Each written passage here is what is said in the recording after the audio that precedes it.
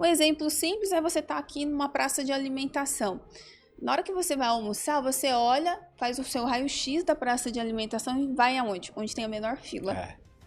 Porque você não quer gastar seu tempo, né? Salvo se você gosta muito daquela marca, que isso também tem um efeito positivo. Se você ama a marca, você se sujeita a passar por momentos com aquela marca. E você sabe que o cliente, quando ele percebe que a empresa está se esforçando para entregar, ele também reconhece isso. Porque o cliente perdoa o erro. O cliente perdoa o erro. O que ele não perdoa é se a empresa não resolver. O cliente que compra, Cláudio, ele precisa ter resultado. Se ele não tem resultado, ele vai falar mal de você. Exato. Então, qual tem que ser o objetivo do cliente que está na base? Ele precisa ter resultado. Nada vale mais para um negócio do que o cliente com resultados. Porque ele tendo resultado, ele vai falar de você sem você pedir. Nós costumamos dizer que o marketing atrai, a experiência fideliza. Mas atualmente o marketing, ele é um marketing de experiência que mais gera resultado. Então, quando eu proporciono uma comunicação com o cliente que comunica de uma maneira diferente, que eu saio do varejão de fazer disparo no WhatsApp, gero valor por meio da minha marca, eu começo a uma marca diferente, eu começo a criar em volta o quê? Branding. Olá, vencedores! Sejam muito bem-vindos a mais um episódio do podcast Arte de Vencer. Meu nome é Cláudio Gonçalves e te convido a se inscrever no nosso canal, dar o seu like, coloque o seu comentário e compartilhe esse conteúdo, porque hoje o tema é espetacular. Afinal de contas, a minha convidada de hoje é referência nacional, se não for mundial, na área de experiência do cliente. Mas antes de apresentá-la, eu quero fazer agradecimento ao Espaço da Audição Aparelhos Auditivos. O Espaço da Audição traz a melhor tecnologia de aparelhos auditivos ao melhor custo e com certeza também a melhor experiência que você vai ter, não só de atendimento, mas para a sua vida, trazendo autonomia, qualidade de vida e realmente um resultado fantástico. Então marque um horário com um dos nossos fonoaudiólogos, www.espaçodaudição.com.br, e também a Brunticiative, uma agência de comunicação. Então, se você também quer fazer marketing da sua empresa, procure a agência Brunticiative. A Vanessa tem uma equipe espetacular que eu tenho certeza que vai desenvolver o melhor projeto de marketing para a sua empresa. E hoje eu tenho um prazer imenso em receber aqui a Gisele Paula. A Gisele é CEO do Instituto Cliente Feliz, mas ela também foi cofundadora do Reclame Aqui e autora do livro Cliente Feliz dá Lucro. Seja muito bem-vinda, Gisele. Muito obrigada, Cláudio. Obrigada pelo convite de estar aqui com você hoje, com os nossos ouvintes, empreendedores que fazem aí esse Brasil acontecer, né? Então fica atentos aí, porque no final a gente vai ter essa resposta, se o cliente feliz dá lucro, né? Será? Mas antes eu queria explorar um pouquinho a sua trajetória. A gente gosta sempre de contar a trajetória porque é importante para as pessoas que estão principalmente começando entender que por trás do sucesso também existe uma jornada, que nunca ninguém começa no auge, né? Então tem uma jornada. Então eu queria que você falasse um pouquinho da sua, de como você construiu a sua carreira. Foi na Embracon já ou teve algumas etapas anteriores? Teve algumas etapas antes. Toda história tem um começo, né? Toda jornada de sucesso, ela teve um início que não foi um sucesso. Então, eu acho que as redes sociais, de modo geral, elas acabam sendo um palco para o sucesso, mas encontros como esse aqui no podcast, onde a gente traz o que não foi sucesso, o que foi antes do sucesso, né? E eu acho que sucesso também é um estado, porque você está sempre buscando o melhor, você nunca sente que você chegou lá, você sempre, quando você chega numa etapa, você sempre está buscando algo mais. Acho que é assim comigo, você também deve viver isso, o empreendedor vive Sim. isso, né? Quando atinge aquela meta, dobra a meta, mais ou menos isso. Mas enfim, a minha história começou com o atendimento ao cliente. Eu comecei atendendo clientes numa empresa chamada De Pascoal. Tá. Eu sou natural de Campinas, comecei minha trajetória profissional lá, era muito jovem, fui, como naquela época não era bem esse nome, mas era como se fosse um menor aprendiz. Uhum. Então eu fui fazer a minha jornada ali como menor aprendiz da De Pascoal, e eu me lembro que no meu segundo dia de trabalho, a minha chefe chega para mim e fala assim: olha, Gisele, Você está aqui numa área de apoio, dava suporte para as demais áreas, mas se a área de atendimento entrar em contato com você, faça tudo o que eles estão mandando você fazer. E ali foi com uma determinação. E quando eu olhei, eu falei assim, nossa, essa área deve ser muito poderosa. Porque se a gente tem que fazer tudo que eles estão mandando... amém, né? Então... Eles são muito poderosos aqui. Eu comecei a observar. E eu percebi que a área de atendimento ali era uma área que, naquela época, já há muito tempo atrás, ela era destaque na empresa. O que é raro nos dias de hoje para uma empresa convencional. Exato. Né? Normalmente a área de atendimento é porta de entrada, é a área mais esquecidinha. Isso está mudando ao longo do tempo, mas lá atrás o comum era muito isso ainda. Mas eu percebi que as pessoas, para trabalharem no atendimento, elas precisavam ser promovidas. Então elas passavam por todas as áreas da empresa, se candidatavam a uma vaga do atendimento para trabalhar 6 horas. Então todo mundo queria ir para o saque. Ou depois inverteu, né? Virou uma porta de entrada. Então, hoje o mercado sempre atuou como porta de entrada. Nesta empresa... Lá que era diferente. Era diferente, tá. Né? E eu tive essa grande oportunidade da minha vida de começar a trabalhar numa empresa que viu o atendimento de uma maneira diferente. Então eu falo que o meu berço profissional me proporcionou isso, né? Enxergar o atendimento de uma maneira diferente. O meio que você vive molda o ser humano. Então, aquele meio foi onde eu comecei a trabalhar. Depois, ao longo do tempo, fui trabalhar no atendimento, fui crescendo dentro da empresa e os clientes me promoveram, porque eles iam me elogiando, iam falando bem, voltavam com feedbacks sobre o meu atendimento. E, normalmente, esses feedbacks iam para os chefes, porque na época não tinha NPS, pesquisa de satisfação. Então, eles mandavam um e-mail, mandava para os donos, mandava para a diretoria, e eu fui me destacando na empresa. E isso fez com que eu crescesse. Passei por várias áreas, passei por vários níveis dentro da empresa, e quando eu já tinha 13 anos de companhia, já tinha feito a venda da participação da empresa para a Embracon, já estava na Embracon. Depois de 13 anos, eu tive a chance de conhecer um projeto que me encantou.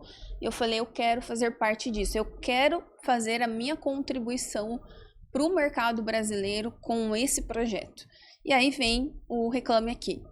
E ali começou toda a jornada, né, de empreender. Nos falava naquela época de empreendedorismo.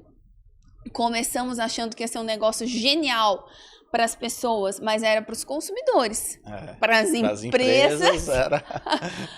Então era quase que a briga do Uber e do táxi. Então as empresas odiavam, né, o Reclame Aqui. Falavam, que site é esse que agora coloca as reclamações da minha empresa na internet?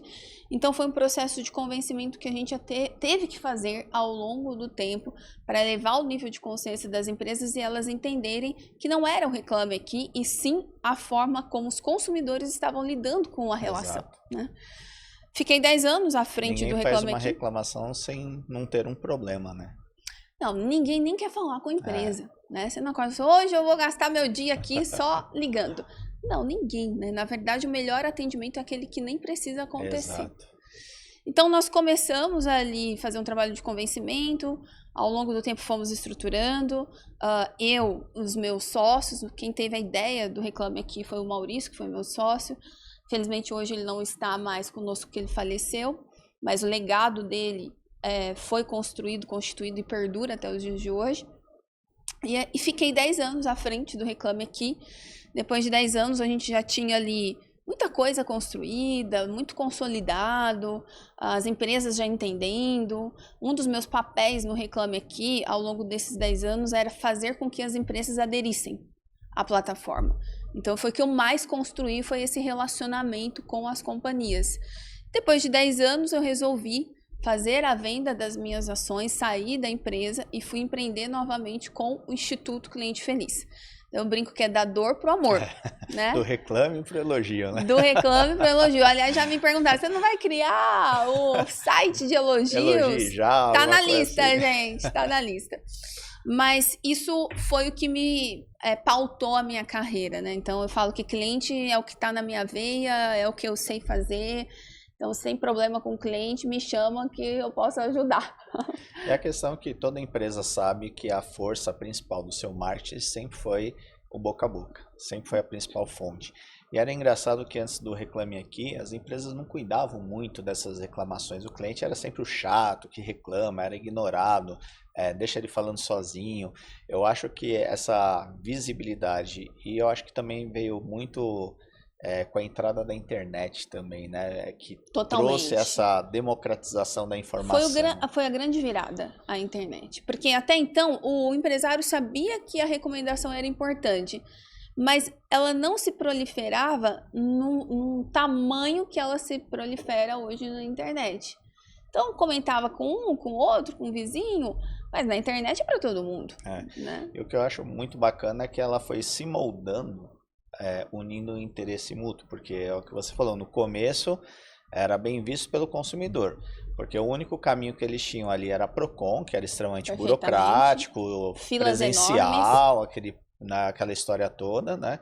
E não tinha muito o que resolver. Então, quando começou, ali foi o Muro das Lamentações. Completamente. Só que as empresas começaram a perceber que aquilo era uma voz que se multiplicava, né? Então tinha que começar a dar um pouco mais de atenção, né? Uma coisa que eu sempre fiquei muito curioso é ver as grandes multinacionais, elas se preocupam tanto, gastam tanto com marketing, anúncios caríssimos para te impactar, para que você compre o produto, mas ela não investia muitas vezes no seu atendimento. Principalmente no seu pós-venda, que muitas vezes era terceirizado com aquela empresa de telemarketing mais barata para resolver os problemas dos clientes, né?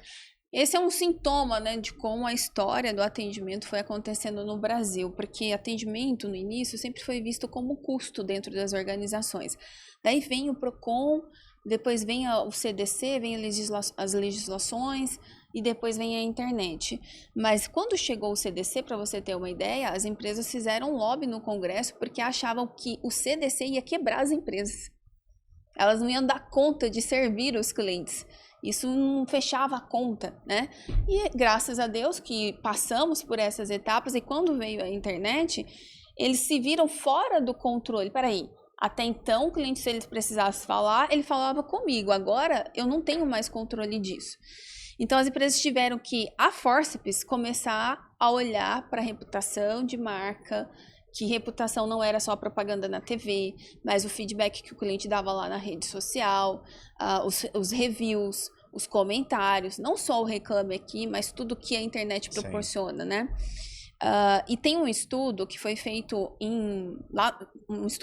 lá nos Estados Unidos por 2 pesquisadores de Harvard, que eles foram buscar o que fazia os clientes se tornarem fiéis a uma marca. E foram entender o que era positivo, que conectava com a fidelidade, e o que era negativo, que distanciava o cliente da fidelidade. E nesse estudo, eles descobriram 2 coisas muito importantes. Que quanto maior o esforço do cliente, menor é a chance dele voltar a comprar da empresa. Ou seja, se eu tenho um esforço alto, gasto meu tempo para resolver um problema, para obter uma informação, para obter um serviço, da próxima vez eu vou pensar 2 vezes se eu compro daquela empresa ou não. Sim. Um exemplo simples é você estar aqui numa praça de alimentação. Na hora que você vai almoçar, você olha, faz o seu raio-x da praça de alimentação e vai aonde? Onde tem a menor fila. Porque você não quer gastar seu tempo. Salvo se você gosta muito daquela marca, que isso também tem um efeito positivo. Se você ama a marca, você se sujeita a passar por momentos com aquela marca. Que é o que diferencia o cliente do fã, ou não? Exatamente, é o cliente leal que a gente chama, né? E a segunda coisa que eles descobriram foi que algumas situações, alguns atritos, algumas etapas da jornada faz com que o cliente se distancie completamente se você não reduzir o esforço. Então, por exemplo, aguardar muito tempo para ser atendido foi um indicativo que eles capturaram nessa pesquisa. Ser transferido de um lugar para o outro. Nossa, tinha muito disso, né? Muito. Aquela coisa, disque 1, disque 2, a famosa URA, né? A Amazon, por exemplo, ela não tem URA. Você deixa o seu telefone e a Amazon te retorna, porque ela entendeu que esforço era uma coisa importante para ela reduzir do cliente.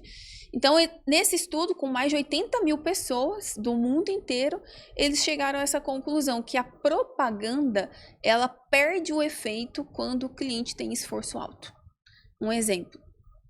você tem uma dificuldade. Bom, você já passou por alguma dificuldade de cancelar um serviço? Ah, todos nós, né? Quem não, né? Quem não?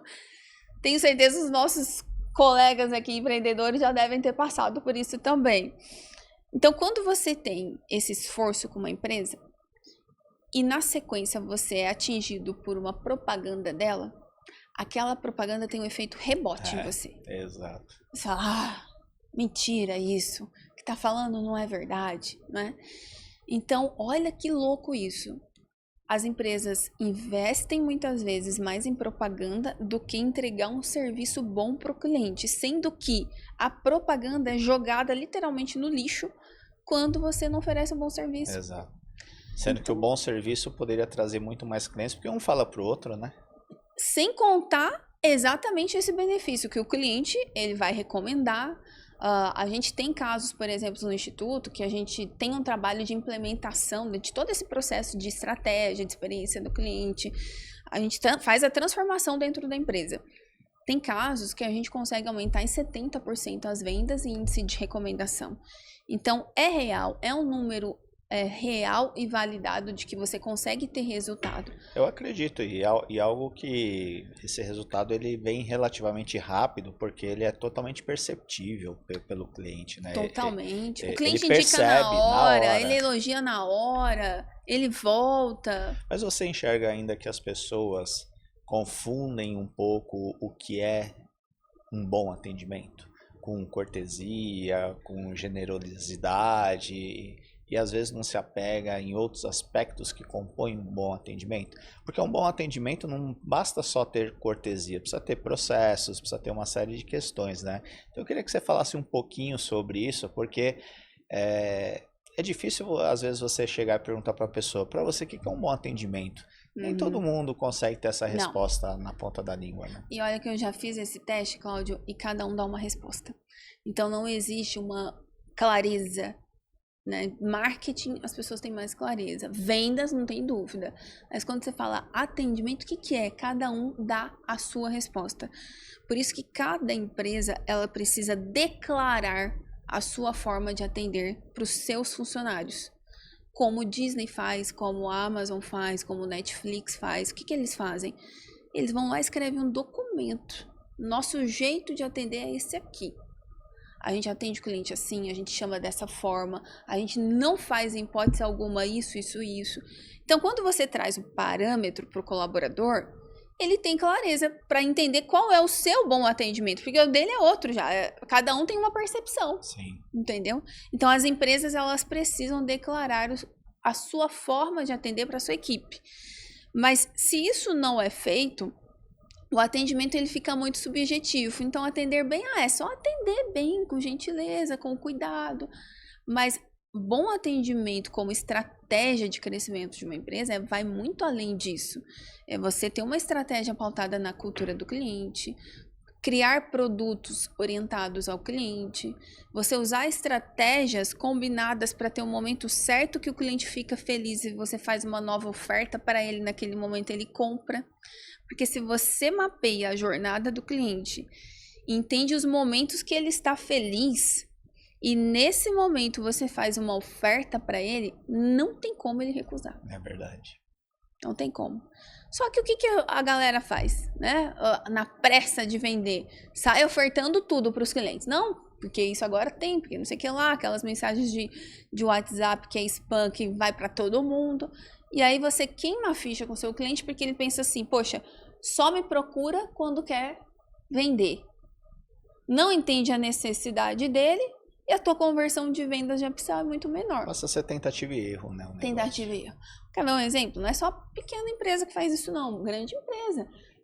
Tem algumas que dá meio-dia, toca seu telefone, é um robô. Já passou por isso? Já. Meu Deus do céu. É um inferno isso. Gente, olha, vamos fazer um abaixo-assinado ligação de robô. Porque meio-dia começa. Aí vai na tentativa e erro. Vai que cola em alguém. Só que nessa de vai que cola alguém, com certeza lá na ponta eles devem estar tendo algum resultado, porque senão não continuava. Exato. Só que a que preço? A custo de quê? Da reputação, do distanciamento do cliente? Será que não teriam outras estratégias combinadas que você tivesse uma conversão muito maior com o cliente? Se tivesse relacionamento, cuidado, nutrição da base, tá entendendo?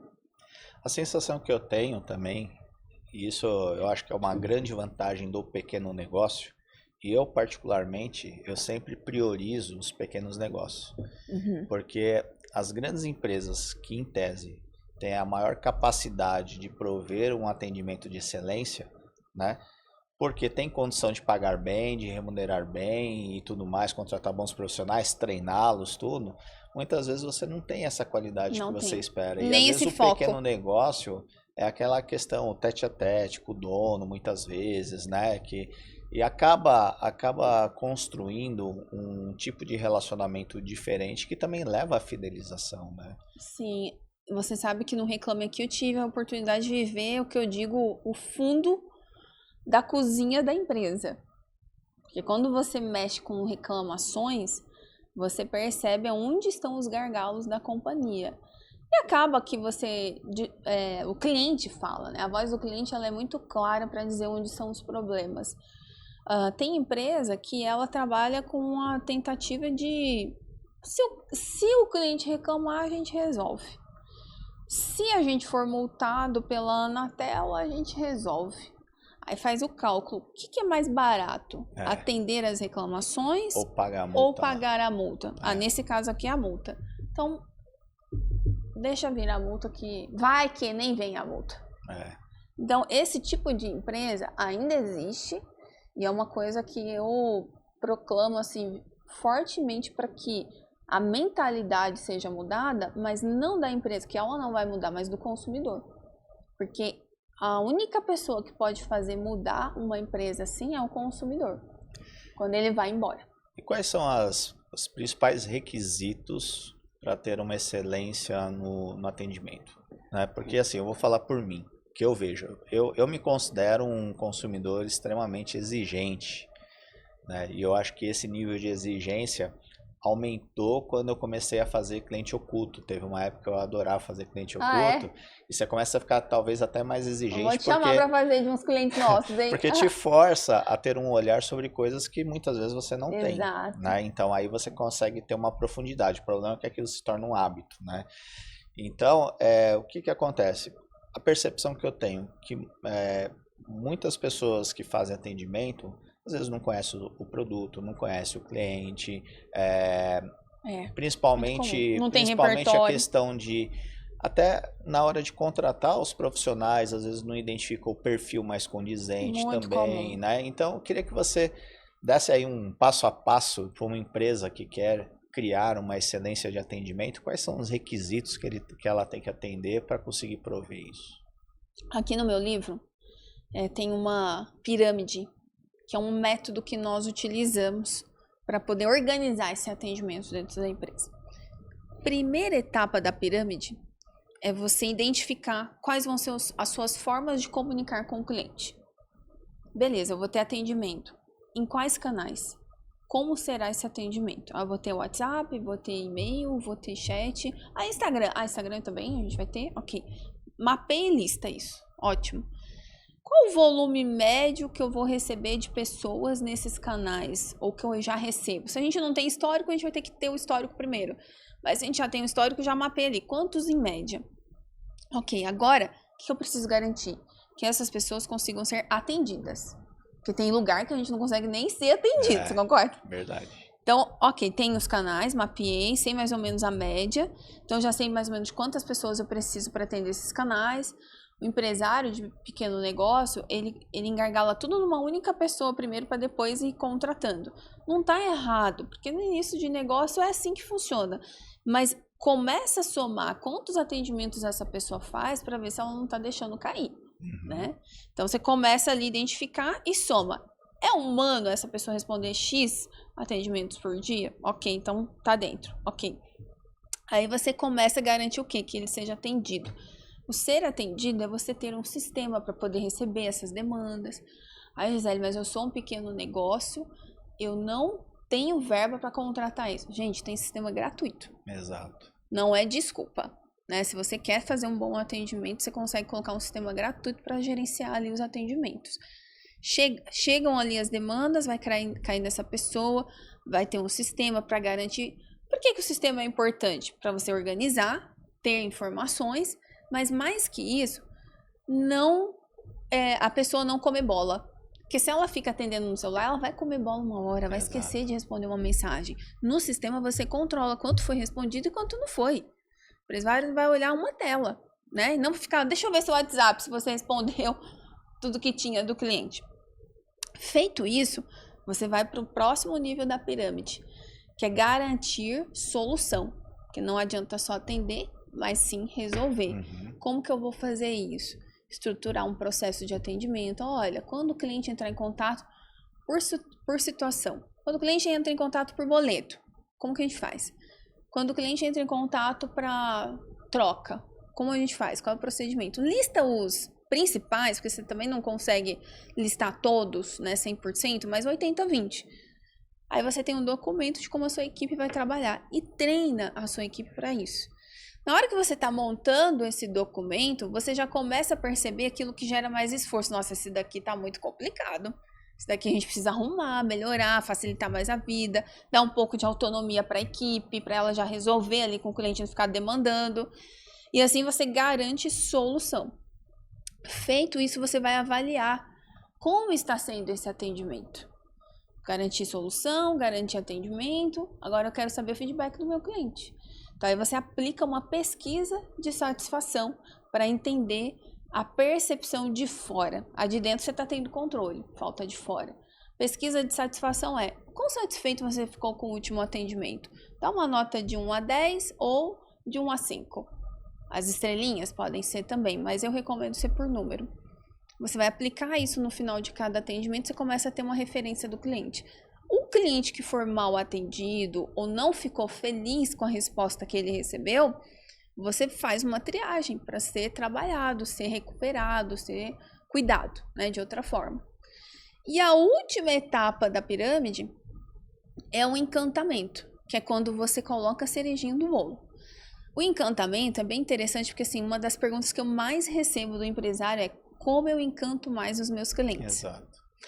Só que o encantamento, foi feita uma série de estudos e foi identificado que o encantamento, ele não precisa acontecer em cada atendimento, e sim em momentos específicos. Então, vou dar um exemplo. Até porque é muito difícil você ter o tempo todo, né? É quase impossível. Até porque se você começar a fazer encantamento toda hora, vira arroz com feijão. Exato. Aí o cliente vai querer de você outra coisa. Esse que é o problema, né? Vira uma bola de neve. Uma bola de neve. Outro dia um empresário, Cláudio, me ligou e falou assim: Gisele, eu já faço tudo pro cliente. Eu faço até massagem na mão dele. E ele foi lá no Reclame Aqui reclamar de mim. É porque você está usando a estratégia errada. Experiência não é dar mimos para os clientes. Eu também sempre defendi isso. É você trabalhar com estratégia para reter os clientes e eles se tornarem fãs.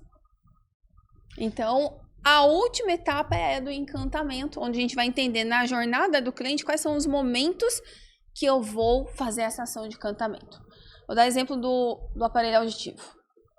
Na hora que o cliente coloca pela primeira vez aqui, deve ser um momento especial. Sem dúvida. Então, será que esse não é um momento do encantamento? Sem dúvida alguma. Entendeu? E às vezes a preocupação está em outro aspecto, né? Que não está nesse. Exato. Né? Exato. É uma coisa que eu falo muito lá pros meus clientes, né? Eu falo assim: você tem que tomar cuidado com o que você define como estratégia a sua excelência. Porque eu falo assim, é só você ver como funciona a história do serviço de bordo dos aviões, né? Uhum. Então a maioria não conhece a história, só sabe que existe e reclama que existe, né? Então eu falo assim, bom, primeiro você tem que saber porque foi criado. As pessoas tinham medo de voar, imagina, construir um avião, você vai voar, você vai ficar apreensivo, Fica tal, ali, né? Então, comendo é uma coisa que distrai as pessoas, dá aquela relaxada, tal, tudo, legal. Aí os marqueteiros da época viram como uma oportunidade de diferenciação. A Varig lá com os banquetes que tinham, tapete né? vermelho Esse pessoal e mais tal. novo não tinha isso, Não né? teve. Infelizmente, eles não tiveram. Aí depois começa a regredir, volta e aí termina com uma água e um amendoinzinho quando ainda é gratuito ou quando não é pago, né? E aí reclamam. E eu falo assim, gente, Se você for de ônibus para a mesma distância, para o mesmo destino, você vai demorar muito mais tempo, você vai pagar pela sua comida e você não vai reclamar, né? Então, assim, as ciladas é um exemplo de uma cilada que às vezes você querer mimar com coisas materiais, principalmente, não é um caminho. E sim, a experiência do cliente está muito em cima do propósito pelo qual ele te procurou, né? Aí, esse ponto que você trouxe das companhias aéreas é bem importante, porque elas criaram essa expectativa quando elas ofereceram mais. E aí, quando elas tiram a expectativa, ela cai porque o preço não diminuiu. Então, o cliente fala, peraí, eu não estou entendendo a conta. Tá me entregando menos por um preço maior. Então, aí ele fica extremamente insatisfeito. Hoje, no Brasil, a gente tem uma insatisfação geral, né, do cliente em relação às companhias aéreas, porque elas mesmas criaram esse ambiente. Para mudar, é possível mudar? Você acostumou já o cliente com uma coisa e você precisa mudar? É possível, mas você vai ter que também ter um trabalho de educar esse cliente. Por que que você está mudando? Quais são as razões? No estabelecimento, você está acostumado ali de fazer algo para o cliente vai deixar de fazer? Explica por quê. Né? A comunicação é falha muitas Comunicação vezes. É extremamente importante para esse cliente. Outra coisa também que se diz pouco para o cliente, quando você vai dizer um não. Por que você não vai fazer? Explica por quê. Se tem uma frase que o cliente odeia, é não podemos fazer porque esse é um procedimento da empresa. Parece uma vontade, né? O cliente, ele não quer saber se é procedimento ou não, ele quer saber da vida dele. Então, explica por que você não vai fazer para ele. Olha, senhor João, deixa eu explicar para o senhor como que funciona aqui o nosso processo, para entender o seu momento, a sua situação. Funciona assim, assim, assim, assado. Por conta disso, nós não podemos atender o seu pedido. Eu sinto muito, eu sei que o senhor gostaria de receber outra mensagem, outra resposta, mas nós ficamos de atender você por conta disso tudo que eu te expliquei. É porque aí em cima da negativa existe a empatia, né? Empatia é fundamental. Não é simplesmente defender o interesse da empresa lá porque não pode, né? É uma questão ali de empatia. Eu até gostaria, mas eu não posso, né? Inclusive, Cláudia, eu falo para os empresários o seguinte: o empresário que recebe reclamações, ele tem que evitar ir para o contato direto com o cliente. Por quê?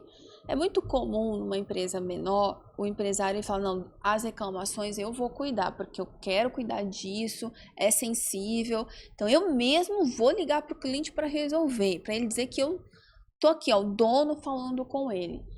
Isso é legal? É, mas quando o cliente começa a atacar o seu negócio, parece que ele tá te dando um soco no estômago. Porque é um filho. É um filho. Então é muito difícil o empresário conseguir se controlar naquele momento. Ele vai passar do ponto. Só se for uma pessoa assim, ó, extremamente muito bem de autoemocional.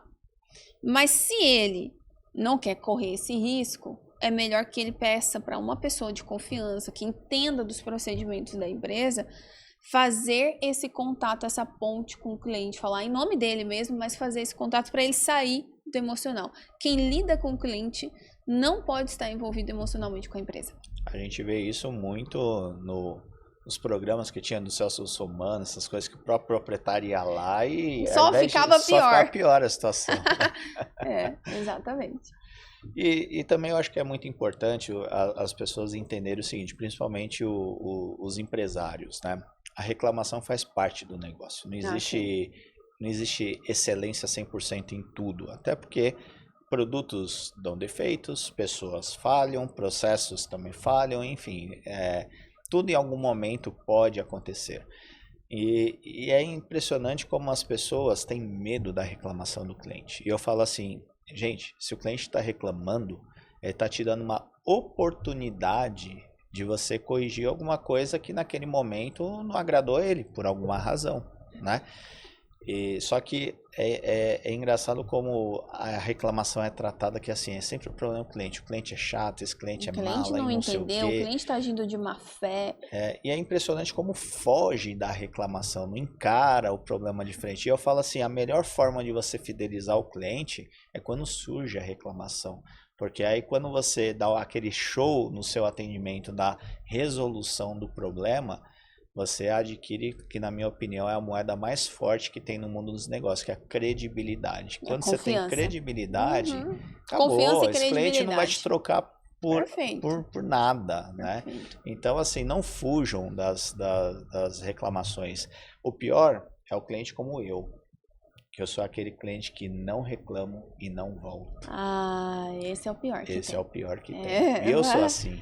Sai em silêncio, não fala nada, simplesmente vai E embora. depois você não começa a entender por que que o negócio começa a degringolar. Porque aquela pessoa não voltou mais, tudo. E não tem também uma prática por falta de sistema, essas coisas de entender por que que esse cliente parou de ser meu cliente. O que que aconteceu? Ele vinha todo mês cortar o cabelo. Por que que ele parou? Ele vinha todo mês comprar uma roupa nova. Por que que ele parou, né? E falta um pouco desse entendimento, né? Eu vou te dar um exemplo, né? Eu frequento um espaço perto da minha casa e começou a demorar muito para me atender. Eu gosto de coisa prática, objetiva. Daí eu resolvi testar um outro. Mas eu sempre fui fiel àquele lugar.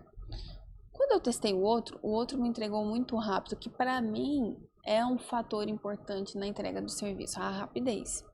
Para outros clientes podem ter outros fatores. E eu gostei. Vou começar a vir mais aqui, porque é rápido, é ágil, funciona para mim.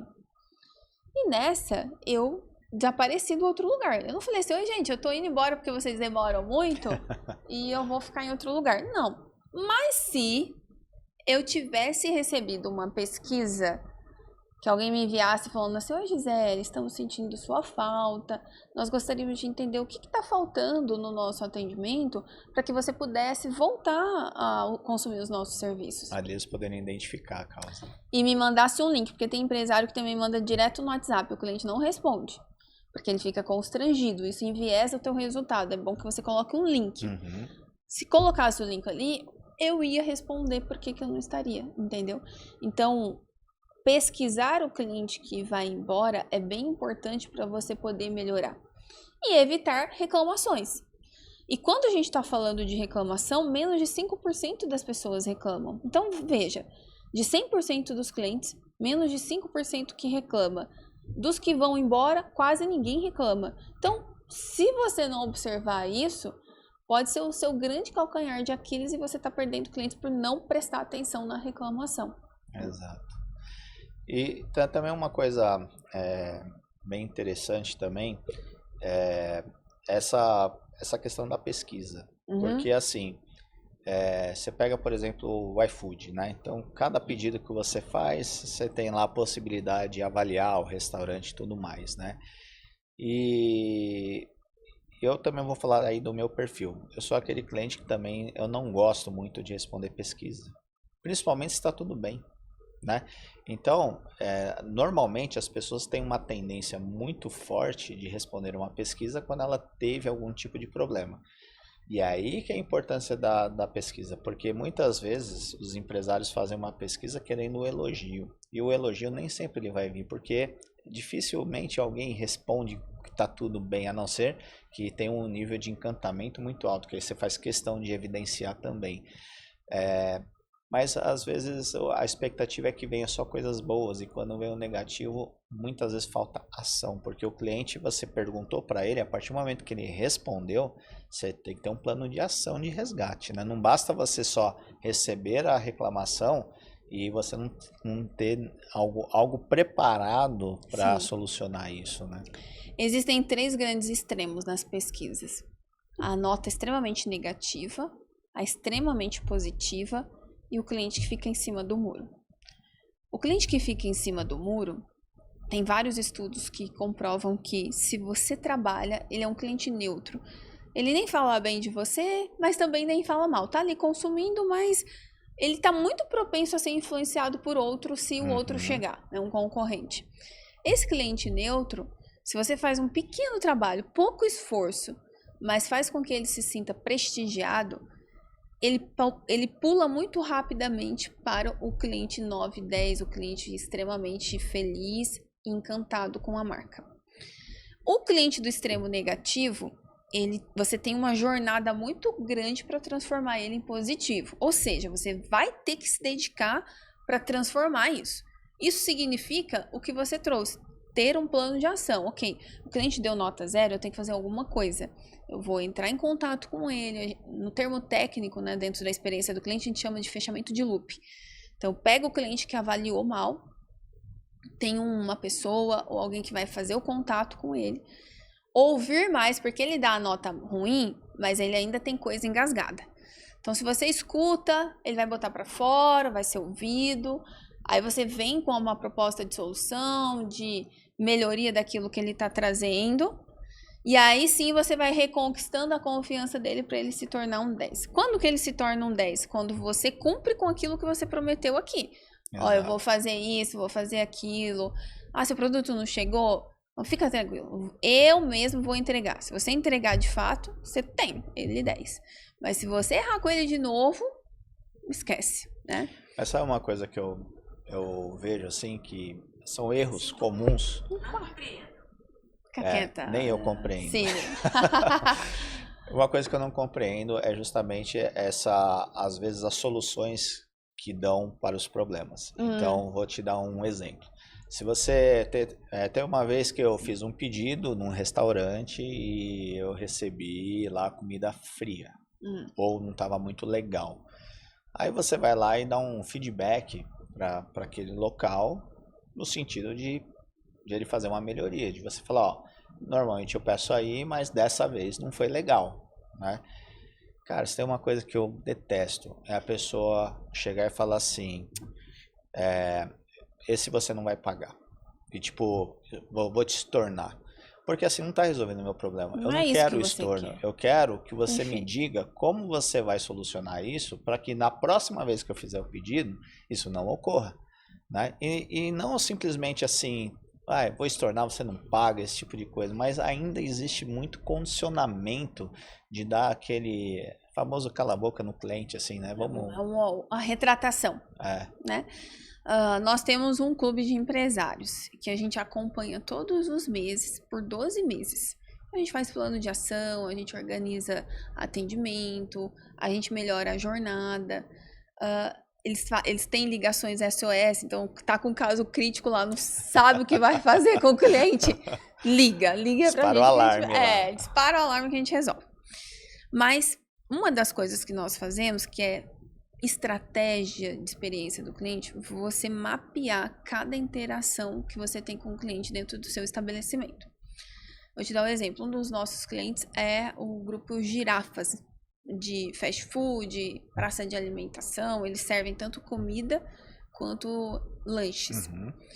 Quando nós fomos mapear a jornada desse estabelecimento, o que a gente identificou? Que uma das etapas recorrentes era quando o cliente tem um problema no prato. O que ele faz? Ele pega a bandeja dele e volta lá, né? Para relatar o problema. A partir do momento que nós identificamos que isso é comum acontecer, porque eu queria mais assim, mais assado e tal, tem duas coisas que precisam ser tratadas. Processo, para diminuir isso cada vez mais. E isso foi feito, ok, resolvemos. Mas mesmo assim não quer dizer que o cliente não vai reclamar. Sim. Você não consegue segurar 100%. Então, vamos preparar a equipe para que a equipe esteja com um roteiro do que ela tem que fazer quando o cliente reclamar. Então, isso falta muito, sabe, para os negócios. Quando o cliente reclama, chama o dono. Vamos lá para resolver.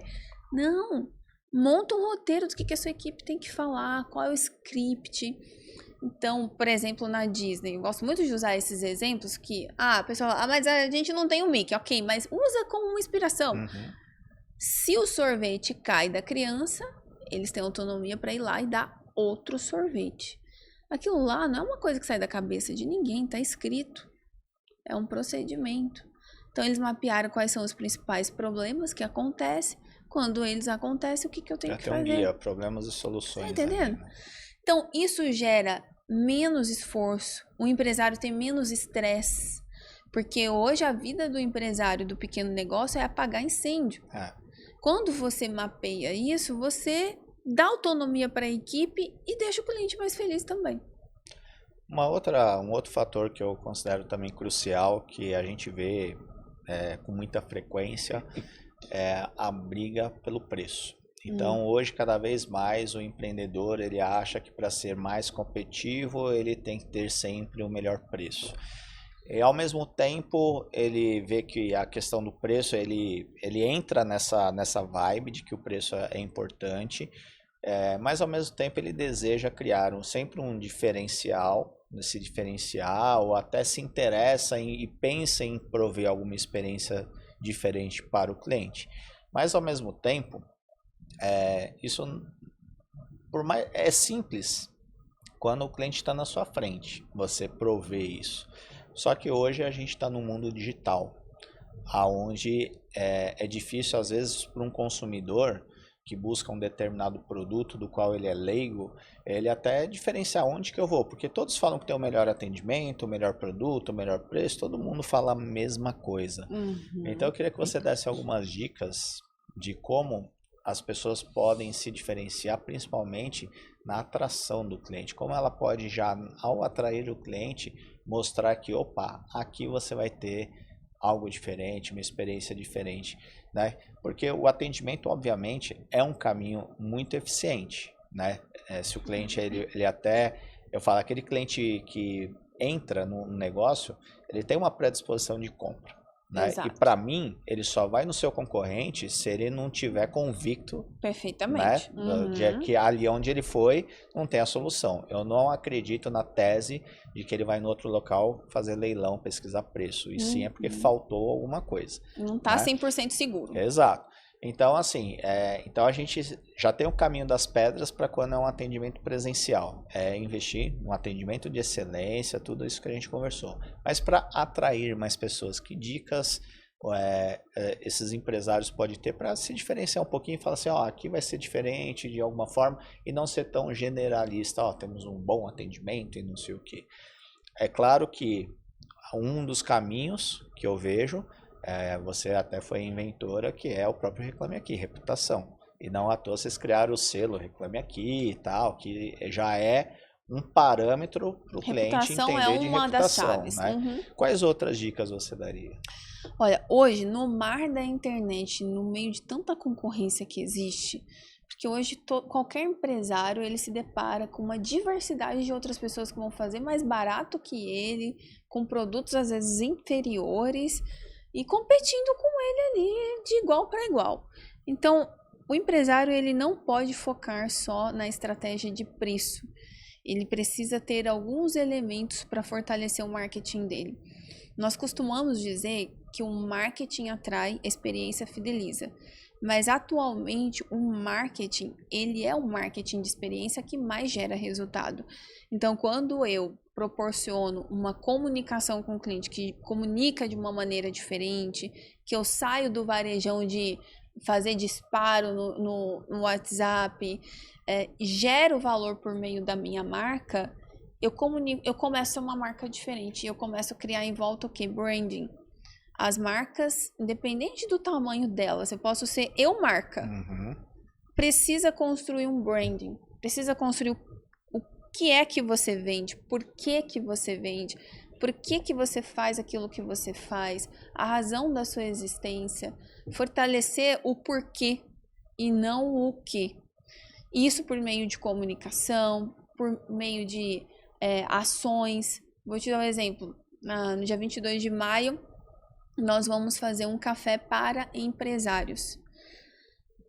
É totalmente gratuito, é uma experiência que eu vou fazer para conversar com esses empresários e eu vou apresentar o nosso clube para eles. Porém, eu poderia pegar o tráfego pago, colocar lá no Instagram e atrair essas pessoas. Mas ia ser frio, a minha conversão ia ser menor. Quando eu trago essas pessoas, crio uma experiência para elas, entrego algo de valor para elas, elas vão estar muito mais propensas a comprar de mim. Então, para qualquer marca, isso hoje funciona. No varejo, eu tive em Florianópolis não tem muito tempo. Aí eu fui em uma gelateria e aí a moça falou assim, ó, a gente não permite provar, viu? Tá bom, não pode provar o sabor? Não, só se você comprar. Aí fica difícil, né? Então, só se eu for comprar. Se você for comprar, na hora que você passar aqui, aí você pode provar. Então, olha o nível de experiência para atrair o cliente. Ah, mas aí tem cliente, Gisele, de má fé, que vai lá só provar e tal.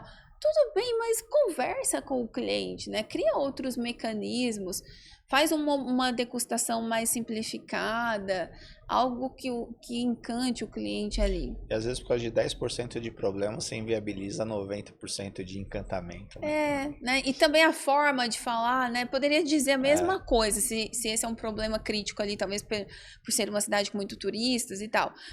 Mas a forma que foi treinado para falar distanciou o cliente. Então não pode provar, então também não quero, né? Exato. Então Isso que você esse falou cuidado também é importante, né? A comunicação, na forma de falar. Você tem total. formas de encantar, né? É. Até para resolver o problema você tem forma de encantar. Né? Sim, então o branding ele é importante, né, para você fazer essa roupagem, não pensar só em estratégia de preço, porque branding também vende. Você vê grandes marcas que elas se tornaram fãs dos clientes, os clientes se tornaram fãs delas pelo branding que ela criou. Você pega, por exemplo, o CIMED no Brasil, que era uma marca extremamente desconhecida, a partir do momento que no branding dela, ela colocou pessoas falando, seres humanos, conectou, gerou mais experiências, ela saiu de um lugar e foi para o outro, né? A estratégia de preço também ela é importante, obviamente, isso a gente já está bem clareado em relação a isso. E a outra estratégia é a de resultados. O cliente que compra, Cláudio, ele precisa ter resultado. Se ele não tem resultado, ele vai falar mal de você. Exato. Então, qual tem que ser o objetivo do cliente que está na base? Ele precisa ter resultado. Nada vale mais para um negócio do que o cliente com resultados. Porque ele tem resultado, ele vai falar de você sem você pedir. Então, para isso, o que o empresário precisa ter? Uma estratégia de acompanhamento. Esse cliente está tendo resultado com o que eu prometi para ele. Eu falei para ele que ele ia reduzir tanto tempo da empresa dele, ia reduzir tanto de turnover, ia reduzir não sei o que. Ele está fazendo, está acontecendo? Se não fizer. Se não fizer, ele não vai renovar, né? E Gisele, você é considerada uma das 100 empreendedoras de maior impacto da América Latina. Então, com certeza, as pessoas que estão querendo trazer essa experiência para o seu negócio vão querer te buscar e vão te procurar. Então, eu queria que você falasse um pouquinho aonde a Gisele e o Instituto Cliente Feliz pode contribuir com essas empresas, com essas pessoas que querem desenvolver um trabalho de excelência. Legal. Com uma referência como você. Legal. Tem gente que pensa que experiência é só para grandes empresas. Então, eu quero muito desmistificar isso para os nossos empresários, que se você for de uma única pessoa na sua empresa, você pode aplicar experiência sem ter custo adicional para isso. Então, experiência é estratégia, não é despesa. A partir disso, nós criamos dentro do Instituto, hoje o Instituto é uma escola de experiência do cliente, a principal referência hoje sobre o assunto no Brasil. E nós temos ali diversas soluções que vão ajudar desde a grande empresa que quer fazer o processo todo de transformação, quanto a empresa que é um restaurante, um salão de beleza, uma clínica de estética, uma clínica odontológica, uma clínica médica, que quer transformar ali a experiência que entrega dentro do consultório. Nós temos programas para isso, um deles que eu comentei aqui é o programa para empresários, que a gente faz um acompanhamento de 12 meses, com um diagnóstico completo da estrutura da empresa, a gente mapeia toda a jornada do cliente e faz o acompanhamento com a equipe para a equipe se desenvolver e obter os resultados que se espera. Porque no final das contas, a experiência do cliente ela precisa gerar resultados lucrativos para a empresa. Então, a nossa estratégia quando entra, não é colocar cafezinho, cheirinho, florzinha. Isso é o nível mais superficial que tem da experiência do cliente, entendeu? Então, a gente trabalha a estratégia em si para gerar resultados. Então, quem quiser conhecer um pouco mais do nosso trabalho, é www.institutoclientefeliz.com.br. Meu Instagram é @GisellePaula. Lá eu gero conteúdos diariamente sobre como melhorar, como fazer, várias dicas. E temos também grupos no próprio Instagram só para empresários, para tirar dúvidas sobre essa temática. Então, seguindo por esses dois caminhos, vão conseguir falar com a gente. Falando um pouquinho do seu livro, para quem quiser adquirir seu livro e conhecer mais as técnicas, como é que faz? O livro Cliente Feliz dá Lucro é um livro best-seller e a gente traz 22 capítulos falando sobre o que você precisa fazer no seu negócio para ter Deixa eu mostrar para o cliente pessoal feliz. aqui que quiser adquirir. E está disponível aonde?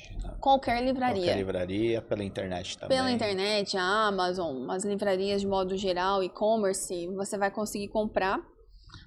E tem muito empresário, Cláudio, que acaba comprando para os colaboradores. Então dá para comprar na editora. Que é uma forma de multiplicar também o conhecimento ali. Né? Exato. Então aqui é a bússola. Aqui ele vai ter o passo a passo de como ele faz isso na empresa dele de uma maneira simples, prática. Então, respondendo a pergunta, cliente feliz dá lucro? Dá e muito. Cliente feliz, ele volta, recomenda e compra mais. Legal. Obrigado, Gisele, pela sua participação. Foi uma honra ter você aqui. É um tema que eu gosto muito. Eu acho que tem muita necessidade das empresas ter um olhar sobre essa experiência. Eu acho que nós temos uma carência grande. Muito, Cláudio. Mas também mostra as oportunidades que as empresas têm para crescerem. Porque eu falo assim, esse é um processo que quem corre antes colhe resultados Bebe primeiros. água limpa. Né? Exatamente. Exatamente. Na hora que está todo mundo fazendo, tendo esse olhar, vai ser mais difícil se destacar. Então, já que é algo carente, né, invista nessa experiência que eu tenho certeza que você vai ter resultados a curto prazo muito forte, porque é algo perceptível, as pessoas querem, as pessoas almejam, e é fato, quando um cliente ele se sente extremamente satisfeito numa experiência, e hoje a gente poderia até falar, o tema é muito abrangente, né? As imersões que as empresas promovem, tudo isso ajuda, né? Então assim, mas vamos começar pelo simples, o simples já é muito, e o simples já é muito pro resultado, e é um processo gradual, então eu acho que é algo que as empresas têm que ter um olhar permanente sobre isso. E você sabe que o cliente, quando ele percebe que a empresa está se esforçando para entregar, ele também reconhece isso, porque o cliente perdoa o erro, o que ele não perdoa é se a empresa não resolver. Então, se ela está disposta a fazer, a melhorar, começa pelo básico, simples, bem feito, ela vai sofisticando, ela mesma vai percebendo, aumentando o nível de consciência, que ela vai ter outras oportunidades, né? Então, é dar o primeiro passo, porque os resultados começam a chegar. Legal.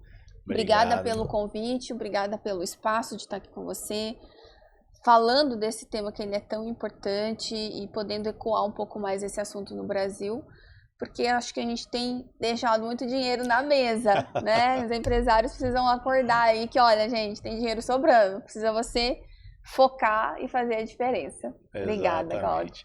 Se você gostou da experiência desse episódio, deixa aí o seu comentário também. Tem um olhar muito, muito apurado sobre isso, que eu tenho certeza que isso vai mudar a sua forma de fazer negócios.